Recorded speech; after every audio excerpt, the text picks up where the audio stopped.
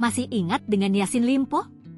Nasib mantan-mantan usai kasasi ditolak MA. Mahkamah Agung, MA, menolak permohonan kasasi yang diajukan ex-Menteri Pertanian Syahrul Yassin Limpo, SYL, dalam kasus dugaan pemerasan di lingkungan Kementerian Pertanian, Kementan. Adapun permohonan kasasi SYL terregister dengan nomor perkara 1081 KPD, Sus 2025 yang diterima Kepanitraan MA pada 28 Oktober 2024. Amar putusan, tolak perbaikan, sebagaimana dikutip dari situs resmi MA, Jumat, 28 Februari 2025. Perkara kasasi SYL kemudian diadili oleh Majelis Kasasi yang dipimpin Hakim Agung Yohanes Priyana dengan anggota Majelis 1 Hakim Agung Arizon Megajaya dan anggota Majelis 2 Hakim Agung Nur Ediono. Dalam amar putusannya itu, Majelis Kasasi yang dipimpin Hakim Agung Yohanes menyatakan menolak kasasi SYL dengan perbaikan menyangkut redaksi pembebanan uang pengganti. Majelis Kasasi menyatakan menghukum SYL membayar uang pengganti sebesar Rp44.269.777.204, Rp44,2 miliar,